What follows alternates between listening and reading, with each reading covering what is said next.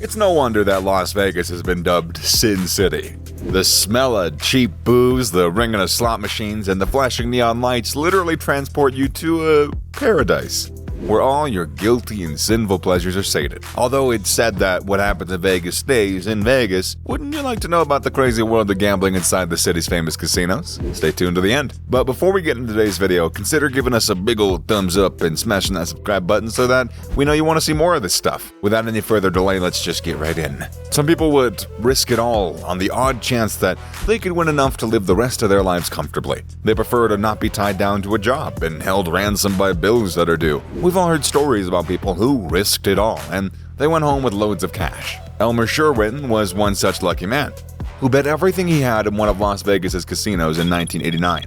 By putting just $100 as a bet and having a lot of luck, he hit a jackpot of $5 million on the first try. That's insane, right? Sherwin spent all the money he won on traveling. He then traveled all over the world and came back to the slot machine after 16 years. Curiously, fate was kind to him again, and this time, his prize was $21 million. There was also a few other players who would gamble for a good cause. Yeah, we're talking about the Robin Hood of gambling, kinda, who risks it all to give to the poor. A high-stakes blackjack player who calls himself, well, wouldn't you know, Robin Hood, is a hero to families in debt after putting his stakes and edge over the house to good use and paying off the house with his blackjack winnings. Each year he goes to Las Vegas to win enough cash to ease one lucky family's troubles. But in 2008, he helped a girl with brain cancer and her family out of medical debt. He even has a website where you can submit your story and get a life-changing amount up to $50,000. On the other hand, it seems that gamblers don't have a stroke of luck. Terrence Watanabe's losing streak is the biggest that Las Vegas has ever seen. After Watanabe inherited an Oriental trading company and sold it, looks like he was bored and he wanted to try something new. His gambling habits pushed him into more extreme scenarios year after year. Back in 2007, he incurred $127 million in losses after gambling over $825 million. Although he has covered most of his debt, even to this day, he owes $15 million. That sounds pretty horrifying. However, it's the rags to riches stories like that of Archie Karras that inspire people to gamble. Karras was a Greek immigrant who lived in America, learned how to play poker, and then ended up in Vegas. He only had $50 in his pocket when he decided to try his luck at one of the city's famous casinos. However, it seemed that luck was his friend, because Karras went on a 3-year winning streak that turned $50 into a whopping $40 million. However, his story didn't have a happy ending. He eventually lost his fortune and was caught cheating, which led him to be banned from all casinos in the state of Nevada. Although many cheats have been caught, a few of them will still walk free despite having cheated casinos out of small fortunes. The MIT blackjack team used card counting techniques to beat casinos and earn millions. This team was composed of students from Harvard, MIT, and other prominent schools. They used organized scientific tactics to beat these casinos at their own game. The group's ringleader, Bill Kaplan, trained more than 100 blackjack players over the years and supposedly made a huge fortune of $10 million for himself and his investors. Although card counting is perfectly legal, it's still frowned upon. Eventually, casinos caught wind of the elaborate scheme and began barring members of the team from gambling. Although some members continued to play, the team had mostly broken up by 1993. The team's exploits have helped inspire the 2008 movie, 21. That's pretty crazy, isn't it? However, you gotta admit that that's really smart. Smart as hell. The most puzzling incident of a casino being cheated was when William John Brennan managed to walk out of the Stardust Hotel on the Las Vegas Strip with stolen cash. Unscathed, too. Back in 1992, Brennan walked out the door of a casino with $500,000 worth of cash and chips in a bag. He was never seen again. Perhaps the most puzzling part is that, according to the reports, no cameras picked up his exit. We all know that casinos are extra careful and take issue of securities very seriously. Although a warrant was issued for his arrest, the case remains unsolved almost 30 years later. How exactly did Las Vegas become the gambling capital of the world, despite being located in the center of the hot Mojave Desert? It goes back to the late 1800s. During the California Gold Rush, back then, explorers and seekers settled into an area that is known as a little place called Las Vegas. They also brought their gambling practices with them. But a nationwide crackdown on gambling eradicated gambling establishments from the area. However, in 1905, the city of Las Vegas, as we know it today, was founded.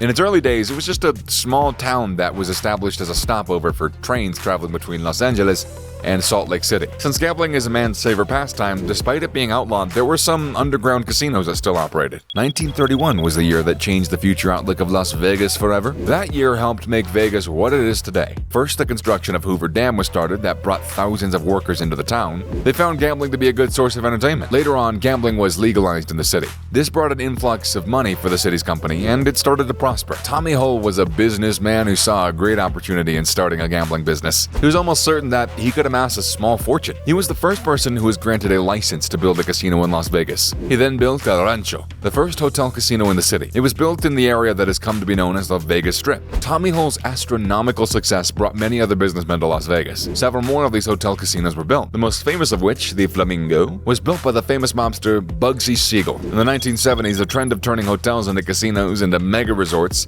brought some more good fortune for the city.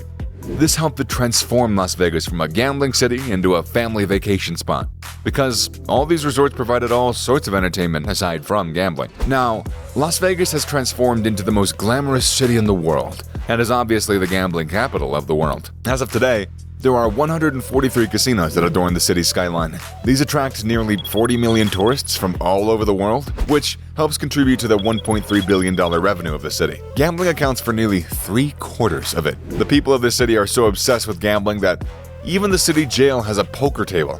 Yeah, that's right. The Nevada State Prison had a casino inside it for 35 years.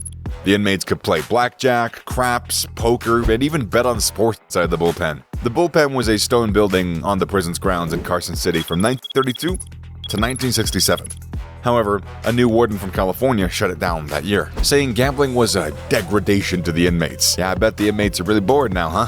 Many casino owners have a few tricks up their sleeve to entice people to come and spend all their money in the casinos. Enter any casino around the world. You'll notice that you can't see outside or find any way to tell the time. If you're looking at your phone for a long time, then you'll politely get asked by security to put your device away. Casinos will remove any reminder that you've been playing on their gambling floor for hours. As you keep playing, you'll most likely lose your bankroll to the house. Windows are distractions, and these distractions waste casinos' valuable revenue. Time is non-existent in Las Vegas casinos because the goal here is to get you hooked on playing various casino games and just enjoy them endlessly. The Vegas casinos also serve free booze to all gamblers. You don't even have to sit down at a $100 blackjack table. They'll bring you cocktails at the penny slots too. This is because an endless stream of booze translates into a steady flow of money from buzzed gamblers' wallets. Gambling can be fun.